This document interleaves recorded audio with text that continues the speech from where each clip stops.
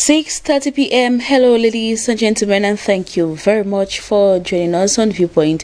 We are equally airing on Facebook, so you could tune on Facebook to watch us there, and later on go to our YouTube page to watch the program in case you missed it. And it's always a pleasure having you back, especially to all our faithful televiewers watching us in Cameroon, out of Cameroon, and in Europe. In tonight's edition, we are having as guest Kum Jerome. He is a teacher and we'll be discussing a lot of issues as far as brain drain is concerned. He'll be accompanied by Mange Venashus. Mr. Kum Jerome, good evening and thank you very much for always showing up. You're welcome. Thank you very much, Vanessa. Thank you, Mr. Venashus, and our televiewers, wherever you are. We are always there, available and ready to answer to your call. Mange Venashus, good evening and welcome. Good evening, Vanessa. Good evening to Mr. Kum Jerome, and good evening to our viewers out there. If you permit me, Vanessa, I would greet those who are watching us from Kumbo, BBH. In BBH, Kumbo, you know, BBH is the one of those hospitals that have withstood, you know, that has been struggling to withstand, that's the right word, withstand the challenges of this ongoing crisis, and they are there for the needs of the people. So I want to say hello to those nurses and doctors. I'm thinking of Tata Adeline. She's watching us there with the family in Kumbo. In Kumbo. Viewpoint is a debate program divided into two parts, the questions and the debate. Let us have the questions.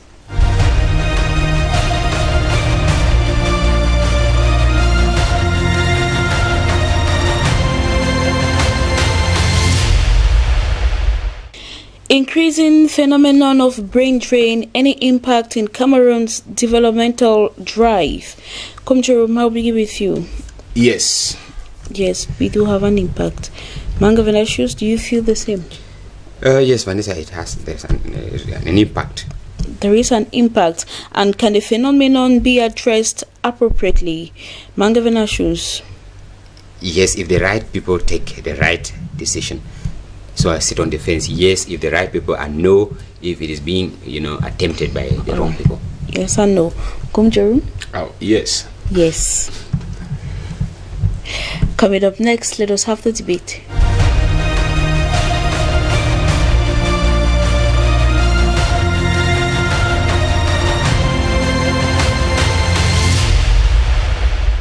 In the first question, the increasing phenomenon of brain drain, any impact in Cameroon's developmental drive? Come Jerome, probably you will start by, as a teacher, I'll just put it that way. Yeah. What should we actually understand by what we mean by brain drain? Okay. And having an impact in Cameroon's developmental drive. Thank you very much, Vanessa. When we talk of brain drain, is a phenomenon or a situation where skilled and competent workers and individuals are leaving the country because of certain circumstances in order to gain fully situate themselves in other countries. When we talk of the phenomenon of brain draining, we have descending countries where these intellectuals, skillful workers are living, and we have the receiving countries. And in most cases, the receiving countries are most often the developed countries, Europe, America, and some outstanding countries in Asia like China, Japan, in short, the big fives. And this phenomenon of brain draining has a lot of impact, negative to be precise, on descending countries. That is the countries where these intellectuals or individuals, competent and qualified citizens, they are living and they are going to these receiving countries. It has a lot of impact on the developing countries like Cameroon. Now, if we come back to the impact that brain draining, people who have the skills, engineers, doctors, architects, expert, skillful teachers, they are leaving the country. First, it will weaken the economy because the economy will be in dire need of these people who have gone somewhere in order to situate themselves. Because these people actually, in the real sense of it, they do not have, from the initial point of view, the zeal or the desire to leave their countries. But pull or push factors account for brain draining. For example, we have political instability. The number of people who have fled the northwest and southwest as a result of the political unrest in these areas have given advantage to receiving countries like the US, Belgium, Germany, UK, leaving these areas with no competent skilled workers that will positively impact the economy. So one of the main impact is that it will lead to a drop in economic activities, because those who are supposed to be making the economy buoyant are not there. Some of them are sent out because of political unrest, some because of what? Lack of employment opportunities. That is why they move. And when this is the case, we're going to lose powerful entrepreneurs. And imagine a country without entrepreneurs, it cannot develop, because these entrepreneurs, they have what we call a spirit of initiative, creativity, that bring new changes and innovations to the existing situation in the country. But because of brain drain, they are being attracted by higher wages in other countries. Good working conditions. Yes, good working conditions and other lucrative facilities and activities. A teacher in Cameroon maybe is paid basic education 120,000, maybe secondary education 190 or so. But in another nearby country, it is ×3. So brain drain become very compelling to an extent. So the impact is that, one, our engineers are gone.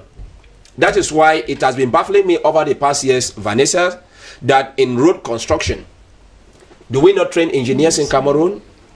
But over the medias, we get that one of the best doctors in America, Cameroonians are among them.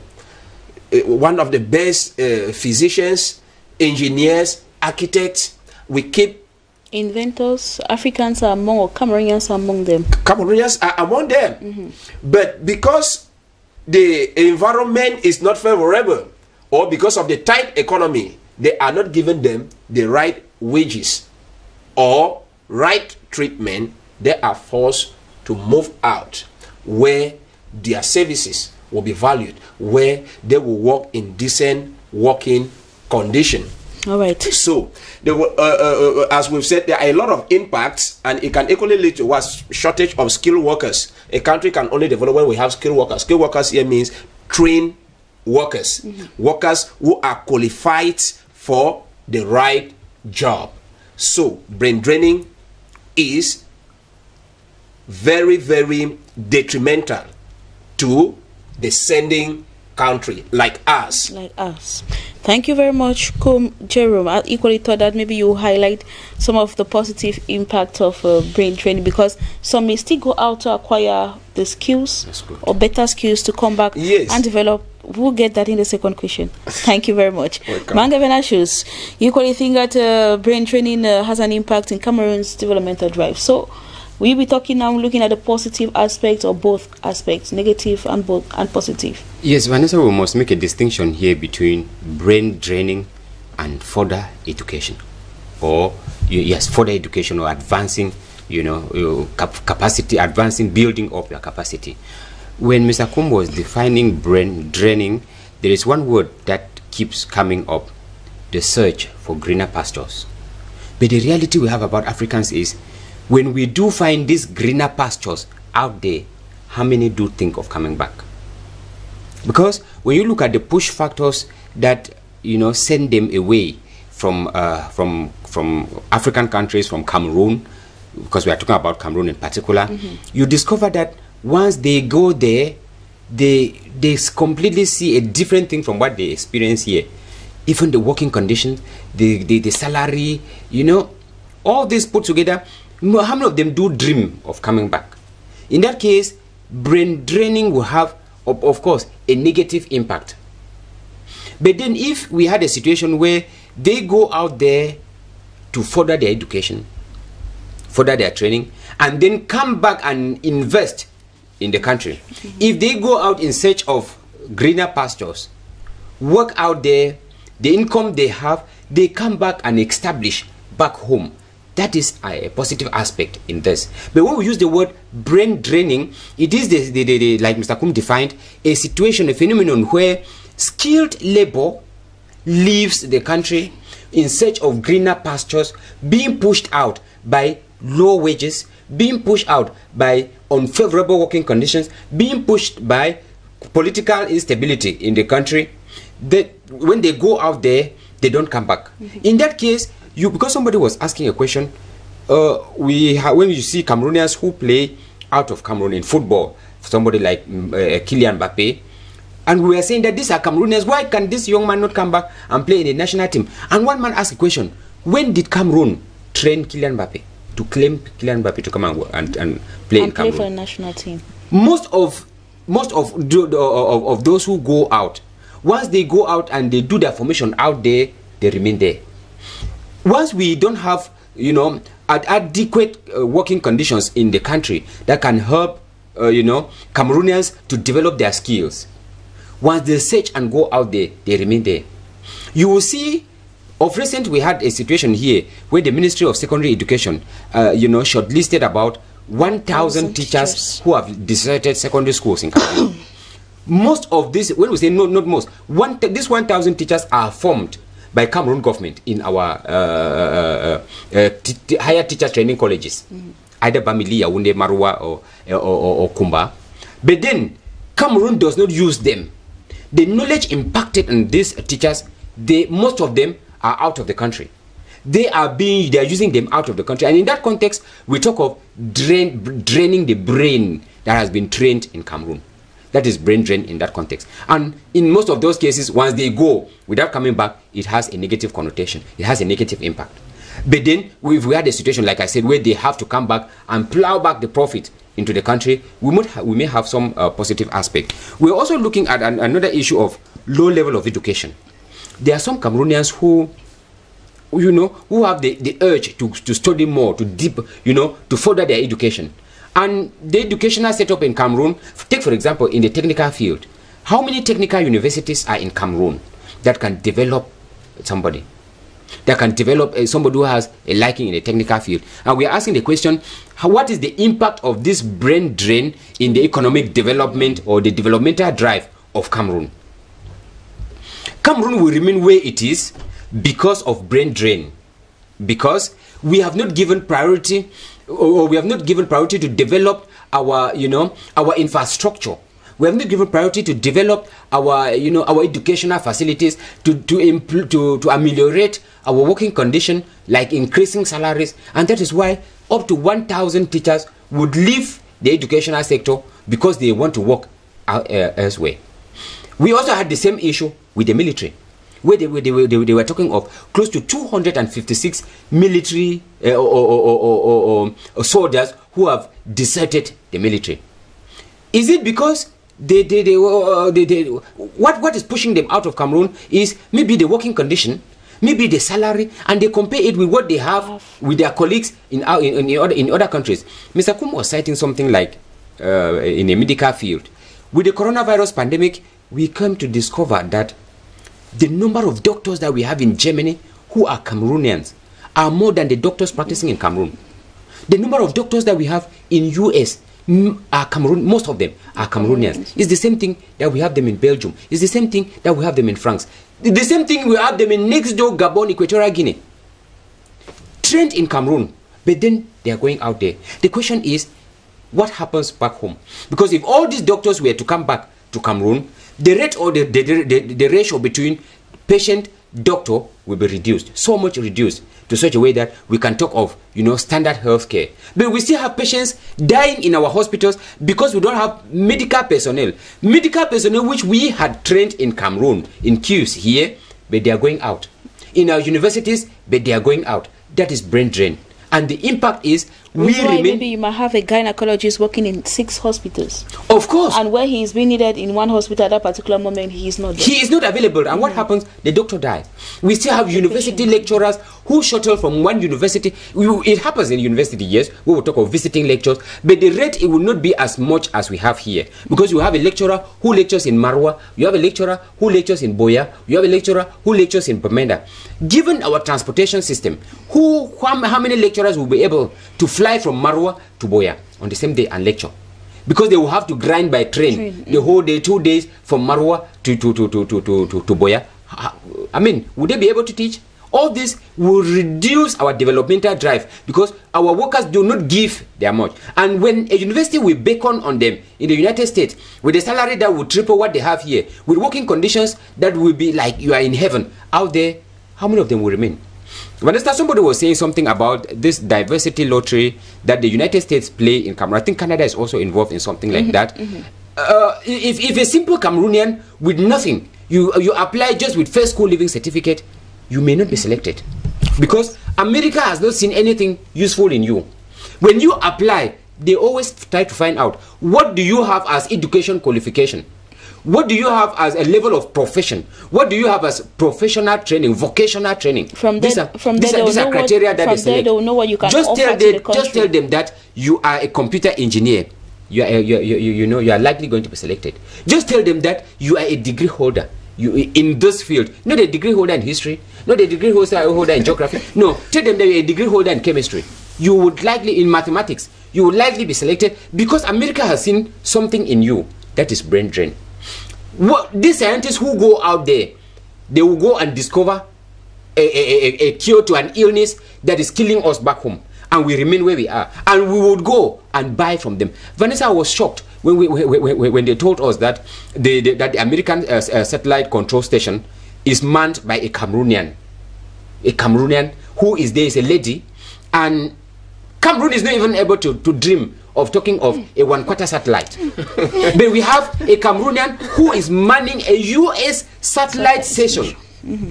Which means if this Cameroonian were to be back home and we make use of her knowledge, you see where Cameroon would have been to. And in that clear case, the impact is it slows down our developmental drive. We remain where we are. We will keep on preaching 2035. And when we will reach 2035, the slogan will die the death, health for all by 2000 died when we arrived 2000. Because before 2000, we knew that by then all of us will be healthy, we will have access to health facilities. But by 2000, we are already 20 years into 2000, we still have patients dying in our hospital because we don't have drugs. We still have hospitals with obsolete equipment. That is the development drive that we have. Whereas we have scientists who are excelling in Western countries, in Germany, in US, in Britain, in France, but then we don't have them back home. So I think when we talk of brain drain, the impact is so negative, and if we don't take steps to harness it, to hold it at bay, we will keep preaching development till thy kingdom come, and we will not be developed, because the real manpower that we need, the real technical know-how that we need, we would not have it. Each time it is developing, it is being beaconed by favorable conditions outside, and they go. And that leads to underdevelopment in Africa and Cameroon in particular. In the second question, can the phenomenon be addressed appropriately? That is the phenomenon of stopping skillful and intellectual workers from leaving the country. Jerome, you think that that can be addressed appropriately? So how or what can the government do to actually stop our intellectuals from leaving the country and rather focused in developing Cameroon as a whole? Vanessa, is very simple. The government just need to be very honest and truthful in all its approaches. When I say honest and truthful, why are people leaving? When you look at the public service, I'm very sorry to say this, many of the brain boxes we know, they are out of the place. When they write concours, their names are being put aside. Meanwhile, those who actually fail those concours, their names appear there because of godfather, god uncle, godmother, god this and that and that and that and that. So we need to be honest and truthful with ourselves. Calling an X an X. Why? Otherwise, people will keep living. Look at the Anglophone crisis. That is almost more than 4 years. It started in November 2016. Now, if we are unable to handle the crisis, people will be compelled to move out of the place. And the people moving, most of them are intellectuals, most of them have capacities, most of them have skills, and we will keep losing this wonderful gift of God to the advantage of other countries. So we should be able to handle internal security problems with a lot of caution and as quick as possible, because if something starts, we don't curb it now, it may degenerate like what is happening now. Nobody knows when the Anglophone crisis will end, even though some people are singing songs, oh, it has ended, but like yesterday we were talking about the burial of the chief of my 14 and the rest. So Vanessa, to curb this issue of brain drain, honesty, truthfulness, and above, the fear of the Lord, which is far-fetched in the spirit and in the lives of many authorities. You cannot be seeing an X and you are calling it a Y. Number 2, ample employment opportunities. And this one also have to go back with what? Honesty. Honesty. Yes. Meritocracy. Meritocracy. That's the right word even. Employment should be created, and Cameroon should move away from this issue of what? Bureaucratic employment, because many Cameroonians still have the mindset that I'm going to school to come back and work in an office. If all of us work in an office, we would not go anywhere. Vocational training in its real sense, not the indirect things we are like seeing, should be encouraged, and people should be given the opportunity to excel in their entrepreneurial spirit and practice, so much so that changes, innovation, and new ways of doing things can be brought into our society. In that way, people will be encouraged to stay back at home. The basic thing that needs for somebody to survive, for an industry, or even to attract foreign investors that will come, is peace. And peace is not only the absence of shooting. Yes, we have been lacking this peace in Cameroon for a long period of time. Vanessa, tell me how you will feel if you are sick of malaria and you don't have 100 francs to go and buy paracetamol, because the system has reduced the people to a level of poverty in which we don't even know where to start. So the health for all, as Mr. Venancio was saying, the education for all, and there's so many other things for all that are being said in theory should be put into practice, so much so that people can excel, people can even survive, people can live, and they will not think of going out. So I think that if that is done, that is to provide ample employment opportunities, the government officials and us Cameroonians, we should have the conviction that we can survive here with the necessary peace, because no matter what you have, if there is no peace, you can't do anything. So we need the basics from the government bench of Cameroon. They know what to do in order to bring peace in the northwest and the southwest region of Cameroon. And then we also talking about improving educational system. As I told you here, that if you the mind of a young child or a young student in Cameroon, why are you schooling? I want to come and work in that office, because they have been drilled and trained in that direction. Our mindset should be diversified. They should instill in us the spirit of creativity.